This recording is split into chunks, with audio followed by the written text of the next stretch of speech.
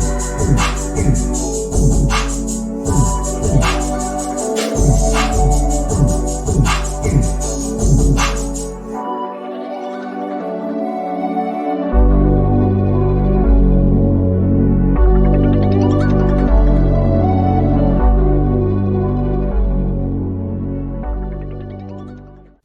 Trevor Jackson Podcast. How y'all doing today, man? First of all, I want to say hit the like button, hit the subscribe button if you're new to the channel, and share the discussion and share it with your friends on your socials and everything. I think this is an important conversation. You know, in the political spaces, the Republicans and the Democrats, they are like super divided on this topic. And I'm a registered independent. First of all, I want to say I'm a registered independent. I have the perspective that you have the right to choose. You don't have to pick a side. You have the right to choose what's in the best interest of your family, your loved ones, yourself, the people that you represent, your state, your city. And that's why I choose to be independent, because people may disagree. You'll never agree 100% with no human being on the planet, to me. But you don't have to create division and create odds and separate entities because you disagree with somebody's point of view. A disagreement can continue on. An argument has an ending point. So with me saying all of that or whatever, as of last week, the House banned trans women to be able to participate in women's sports. Let's get to it. House will be in order. Mr. Speaker, messages. House will be in order, please. This is a great day for women in America. House, yes, wait, that's an applause line. House Republicans have yet again stood up for women. This is a commitment that we have made because it comports with what is right and what is common sense. We know from Scripture and from nature that men are men and women are women, and men cannot become women. It's sad that we have to say that. It's a matter of biology. It's how we're made. And if we try to ignore that or to undo it, we do so at our peril and to the detriment of our daughters. We know it from our religious tradition, which I believe is the truth. I'm a Bible-believing Christian, make no apology about that. But whether you regard that as the truth or not, it's also nature. It's biology. And biology is not bigotry, as we say. Anyone who would accuse the supporters of this legislation otherwise is ill-informed. This is to protect women and girls. It's very clear. It's been articulated well. Coming from a party that can't define what a woman is and won't give women the right to privacy. You all want men with penises, chicks with dicks, in the bathroom with us. You want women to be forced to undress in front of men in the locker room and in dressing rooms. And it's so hypocritical for you to sit here and say and be, screaming from the rooftops about right to privacy and civil rights when you don't respect women. And you don't respect women who've been raped, women who are victims of sexual abuse. I don't even know how we got there, because I tried to make it clear how many civil rights, it doesn't just boil down to one conversation, but I can see that somebody's campaign coffers really are struggling right now. So she gonna keep saying trans, trans, trans, so that people will feel threatened. And child. The Trevor Jackson Podcast. People are very passionate about this topic, and I think that it's a minimal topic that Americans need to be concerned about.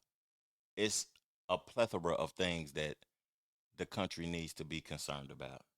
We need to be concerned about the inflation, the migration, the protection of this country. We see with the drones and all the things that we can't identify with, that is not normal to the average everyday American. We need to be concerned about AI taking over jobs and what's going to happen to the people in the country after all of the jobs are gone. We have bigger concerns that we need to be concerned about than passing bills for leisure purposes, athletic purposes. I wouldn't care if they got rid of athletic purposes in totality. People couldn't entertain you playing sports at all. I wouldn't even care if they got rid of all of it.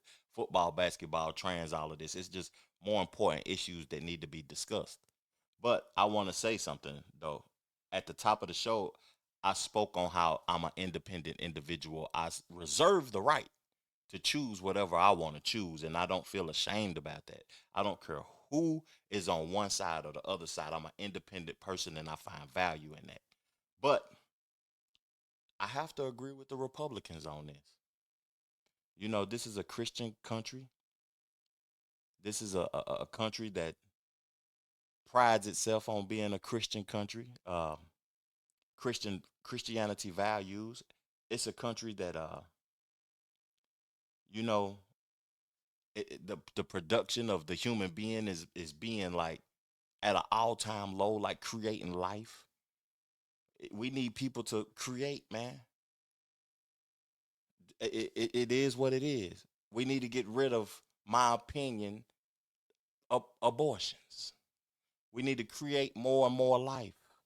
We need to not have malintent towards each other and just love one another, and it is what it is, and stop having objective and truths, objective truths. Stop having multiple truths. It's multiple truths to things that is really only one truth to. You know, it's not a truth if you never seen it before. Then I want to get into this conversation about the New York representative, Alexandria Cortez, and she advocates for trans women playing in female sports. And we're going to get to the video right quick. You know, I've spent a decent amount of my time here in Congress sitting through panels and hearings of men attempting to restrict the rights of women and telling us that it's for our own good. But I want to dive a little bit more deeply into why this issue, targeting trans women in sports, is particularly problematic, not just for trans girls, but for all of us. We're here today because there's a proposal here, and there are several proposals here, to further marginalize trans women in sports. And I think about this all the time because trans people in the United States doesn't even exceed 1% of our population, and yet there's so many resources and energy and time dedicated to figuring out how we can more finely exclude them. Hold up, I'm going to stop it right there. Didn't I just say that? It's a minimal issue. It's a minimal issue. She said it's 1%. Why are we finding ways to exclude them? But I was just saying it's bigger issues. Why are we fighting for ways to include them when we need to be tackling the issues that matter more? From our sports. And I thought, why so much effort and dedication on such a tiny portion of the U.S. population when there virtually is no major issue that is precipitating? And started to realize that a lot of these proposals here involve invasion of privacy of all women. Ms. Goss-Graves, can you tell us a little bit about what sex testing looks like for youth in states with trans athletic bans? It's terrible. In some states, any individual could challenge whether someone is a girl enough to play. In some states, it requires actual genital verification, which is shocking. And there aren't, it's not as if there. And let me just stop you right there. You said there are some proposals. I mean, we've seen this in Ohio. There was a proposed ban on trans athletes that originally allowed for genital examinations on minors in order to, quote unquote, protect women. Is that correct? Unfortunately, yes. And so we're seeing here, in this guise, under the guise of not only trying to further marginalize trans women and girls, we are talking about opening up all women and girls to Genital examinations. You know, I don't think that genital examinations need to be done and need to be had. But if the issue wasn't at hand, people wouldn't be even thinking about doing that.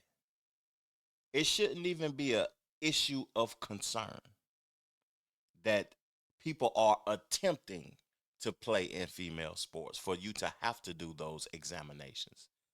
So I agree that it shouldn't be those examinations. They shouldn't be doing that to children, but they wouldn't even be attempting to do that if they didn't have the concern about people playing. Let me keep playing audio, man. When they are underage, That's right. potentially just because someone can point to someone and say, I don't think you're a girl. That's correct. And we're saying this in an environment of a post-Dobbs America where states are criminalizing access to abortion and want nothing more than data on women to figure out when, who's getting a menstrual cycle, who doesn't have one. And we're supposed to believe that this is going to make us better and safer? I think not. And per usual, I don't believe we're sitting here in a panel of men that has actually thought about the biology and privacy consequences of all women, trans or cisgender here. Ms. Gosgraves, in addition to that, are there certain groups more likely to face discrimination under these bans? When it comes to, and what you were speaking to, particularly when it comes to Black women and girls? People save lives. I thought you was right. Okay. So that issue is a crazy issue. And it doesn't even need to be, of anyone's concern, man. My perspective about that topic is that they had made this elevate under Biden to a place to where we was about to be just dealing with things that's just outrageous. We would have been seeing men, trans women. I keep saying men because I can't keep getting caught up into the terminology. But trans women playing basketball, trans women trying to get involved in other sports. But the thing that really catches my attention is that you never see any trans men playing in men's sports. If I want to use the correct terminology, trans men is a person that used to be a woman. We don't never see them playing in men's sports because they don't see themselves being able to compete. They wouldn't be able to compete. It's not even a problem. It's not an issue because they can't compete. And it's a reason for that based upon biological standards or whatever, and just how the human is created, the man and the female. It's just weird. And I didn't like that the Democrats had made that a concern. I don't like that they made a few things a concern when Biden was running. And I said in my last podcast or whatever, I think Biden is the worst president in my lifetime. The way the things that they was even talking about and of their interest around that time was just crazy. But this is what Trump had to say on Inauguration Day about race and gender. And it's a point in here that I don't want us to miss, and I want to further the discussion with y'all in the comment section. This week, I will also end the government policy of trying to socially engineer race and gender into every aspect of public and private life.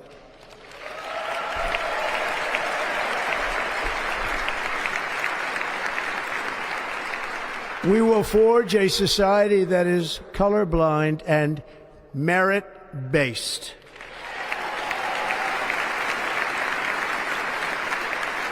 As of today, it will henceforth be the official policy of the United States government that there are only two genders, male and female. The Trevor Jackson Podcast. The podcast. I said at the top of the podcast that you're not going to agree with everything that a person has to say. Some people be like, I don't like Trump because they perceive that he's a racist. He pardoned 1,500 people. But at the end of the day, if he does something that you do agree with, you have to speak about it. People counsel people based upon one instance of something that they said or that they did, and they just remove them. I feel as if what Donald Trump is doing when he said merit-based, we're going to create a colorblind society that's merit-based, and everything isn't going to be about race and gender. I commend that. And I hope that he is real with his words. And I know black people going to be like, my people, Trail, man, we ain't even on that or whatever. We got to be focused on ourselves. That's true. That's why we can't be concerned with what he's concerned with about race. We can't be concerned about being included in what they got going on. And if you qualified and you want to be included with what they got going on, salute, man. Salute. Go ahead and achieve your dreams and do what you do. But at the end of the day, we got to be focused on ourselves as people. And we got to continue to move forward. But at the end, my perspective about this topic at hand, I think we don't need to be concerned about diversity, equity, and inclusion. Race, gender, they don't need to be the focus, man. Evolving need to be the focus. Protecting need to be the focus of the country. Getting the inflation down need to be the focus of the country. And in our reality, you need to be focused on yourself. I appreciate y'all tuning in to my show, man. Let's further the discussion in the comment section. Peace, love, plenty, abundance. Make sure you go get you some money. And I'm gone. Chill.